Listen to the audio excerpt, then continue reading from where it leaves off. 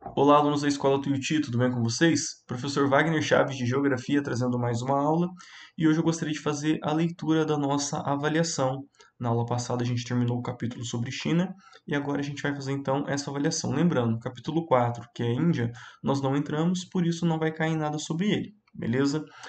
Orientações gerais, vocês já sabem, vocês estão recebendo a prova em formato Word. Sinta-se à vontade para fazer qualquer alteração, retirar as linhas e escreverem as suas respostas. Só cuidado para não excluir os enunciados das perguntas. Quem optar por imprimir a prova ou fazer um caderno escrita, certifique-se na hora de enviar a fotografia que essa foto esteja nítida, porque assim eu consigo fazer a correção. Beleza? Vamos lá então? Questão 1.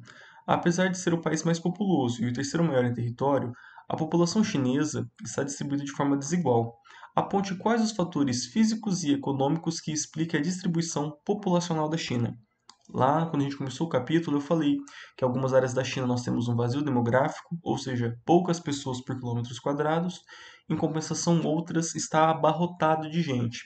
Por que isso? Lembrando, tem fatores físicos, ou seja, fatores geográficos, relevo, clima, etc., e fatores econômicos, tá bom? Uma questão bem fácil para vocês. Questão 2. Explique a afirmação um país, dois sistemas. A gente falou sobre isso. Caso vocês não estejam lembrando dessa afirmação, um país, dois sistemas, lembre-se de capitalismo de Estado ou socialismo de mercado. A gente trabalhou esses conceitos também, que é o que a gente tenta usar para explicar o que é a China. Ela é comunista, ela é capitalista, então é isso que essa questão está perguntando, beleza? Bem fácil também, mas se atentem com os termos e tomem cuidado, beleza? Questão 3.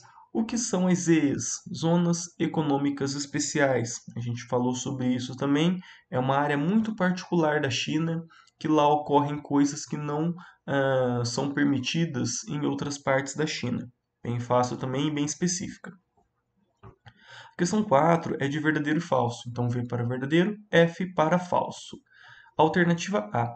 A região da Manchúria possui solos de boa qualidade, além de grandes reservas minerais de petróleo e carvão. B. A região do Tibete foi anexada à China, pois os tibetanos reconheceram a soberania chinesa sobre o seu território. Alternativa C. Hong Kong, Macau e Taiwan são regiões administrativas especiais da China. Alternativa D. Um dos nomes de Taiwan é República da China. E havia, até 2013 na China, a política do filho único, onde cada casal poderia ter apenas um filho, salvo algumas exceções. Então, leiam com atenção, V para verdadeiro, F para falso. Questão 5.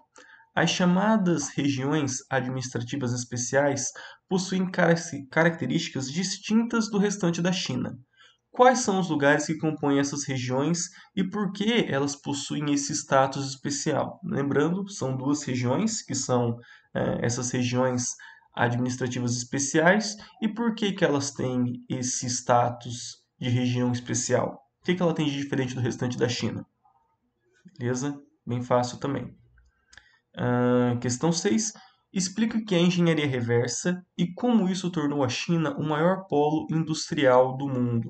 A gente falou de engenharia reversa, eu falei que cerca de 90% dos eletroeletrônicos do mundo passam pela China hoje, seja ele em, no meio da sua produção ou no final. Então, como que a China se tornou esse polo industrial? Fazendo engenharia reversa. Então, explique o que é e você vai ter a segunda parte da resposta também. Beleza? Questão 7, uma questão política. A China teve dois importantes líderes na segunda metade do século XX, Mao Tse-tung, ou Mao Zedong, e Deng Xiaoping. Entretanto, esses líderes tinham uma perspectiva antagônica. Antagônica é diferente, tá, pessoal? Em relação ao futuro da China. Quais eram essas divergências entre Mao e Xiaoping? Então, quando eu dei essa aula, eu falei, olha, o Mao Tse-tung fez lá a revolução cultural e a ideia dele para a China era essa.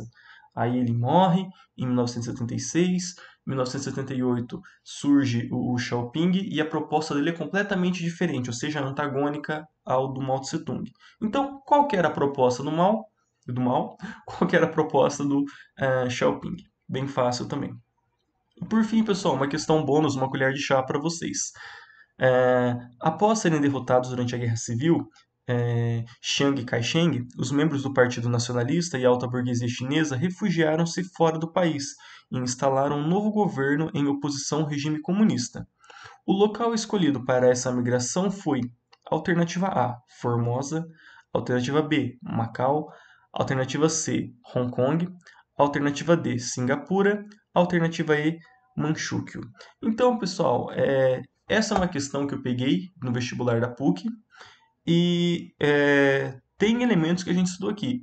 Prestem bem atenção nos termos e nos nomes que você não vai errar, beleza? Então, pessoal, um abraço, boa prova e até mais.